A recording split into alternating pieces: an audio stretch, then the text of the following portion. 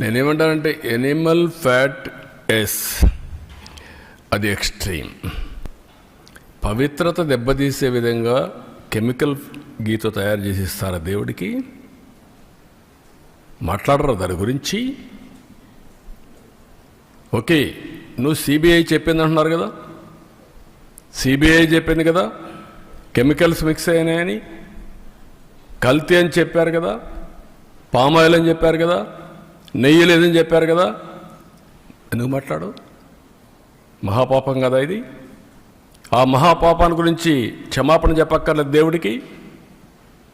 తప్పుకు చెంపలేసుకోవాల్సిన పని లేదా?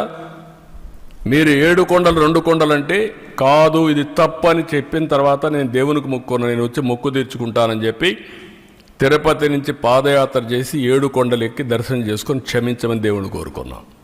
మీరు చేసిన తప్పుకు నేను క్షమాపణ కోరుకున్నా. ఇప్పుడు ఎందుకు పోవరు? మీరు ఏమనుకుంటున్నారు? మీరు అంటే నిస్సహాయుడా వెంకటేశ్వర స్వామి? మనకు నమ్మకాలు లేవా? ఆ నమ్మకాన్ని వమ్ము చేయడానికి కానీ నమ్మకాన్ని దెబ్బతీయడానికి మీరు ఎవరండి? హూ ఆర్ యూ అని అడుగుతున్నా నేను. ఎదురుదాడి చేస్తారా మీరు? ఎవడిచ్చాడు ఈ ధైర్యం? నేను ఒక మాట చెప్పాను, మత సామరస్యాన్ని కాపాడుతాం, అదే మరి హిందూ మతం యొక్క పవిత్రతను కాపాడుతాం. టీటీడీలో కూడా అన్ని మతస్థులు ఉండడానికి వీల్లేదని చెప్పాను నేను. I'm very clear.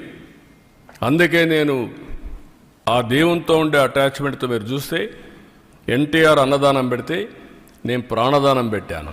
శ్రీవారి సేవకులు తీసుకొచ్చాం ఎక్కడికక్కడ దీన్ని ప్రమోట్ చేయడానికి. దేవాలయాల నిర్మాణానికి ఇంపార్టెన్స్ ఇచ్చాం. 5,000 దేవాలయాలు కడుతున్నాం.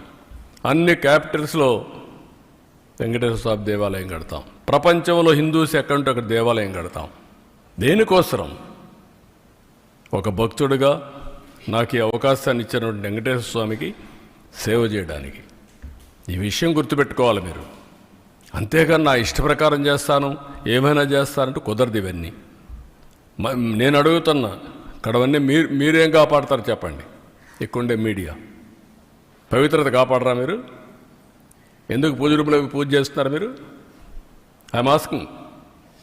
That is where every person in the state, in the country, first of all దేవుని యొక్క పవిత్రత కాపాడగలిగితే, దానికి మనం ప్రయత్నం చేస్తే అదే నిజమైనటువంటి మాధవ సేవ.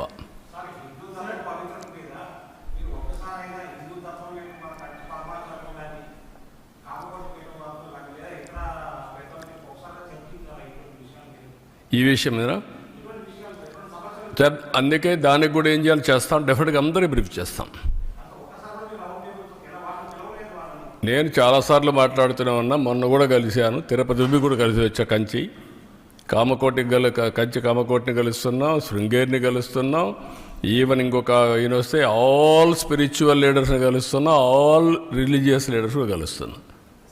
నిన్న కూడా భగవత్ కూడా 1 గంట కూర్చొని 1 గంట 2 గంటలు కూర్చొని మాట్లాడాం. వారు చేసే సేవాభావాన్ని గుర్తించి ఏ విధంగా ముందుకు పోవడం కోసం దేశం యొక్క నేషన్ క్యారెక్టర్ ఇది ఇంపార్టెంట్. నేను అందుకే మీ మీటింగ్లో నేను చూస్తూ ఉంటారు, ఎక్కడి నుంచి వచ్చిందంటే హిందూ కుటుంబ విలువలు ఎక్కడి నుంచి వచ్చింది? లెగసీనే కదా. ఆ లెగసీ ఎక్కడి నుంచి వచ్చింది? హిందూ ధర్మం నుంచి కదా మనకందరికీ వచ్చేది. చిన్నప్పటి నుంచి ఏం చేయాలని మన కుటుంబంలో పెద్దలు చెప్పిన సాంప్రదాయాల ప్రకారమే కదా. మీరు వేరే మతాల్లో ఉండే ఉన్నారు, వాళ్ళ గౌరవాలు వాళ్ళకు ఉన్నాయి. మనం ఎందుకు చిన్నప్పుడు అనుకుంటాం పెళ్ళి అవుతానే స్వర్గంలో జరిగింది పెళ్ళి, విడాకులు ఇవ్వడం కరెక్ట్ కాదు. అది హిందూ ధర్మం కాదా? కలిసి ఉండాలి భార్య భర్త పిల్లలు, ఇది హిందూ ధర్మం కాదా? ఈ విలువలు ఎక్కడున్నాయి? ఈ సెక్యూరిటీ ఎక్కడుంది? ఫ్యామిలీ సెక్యూరిటీ ఇవన్నీ. That is where we derived. We are fortunate. నేను ఇక్కడ చెప్పడం కాదు, ఇంటర్నేషనల్ ప్లాట్ఫామ్స్ చెప్తున్నా ఇది. కాబట్టి ఇవన్నీ మనం గుర్తుపెట్టుకోవాల్సిన అవసరం ఉంది. దీన్ని మనం కాపాడుకుంటూ ముందుకు పోవాలి.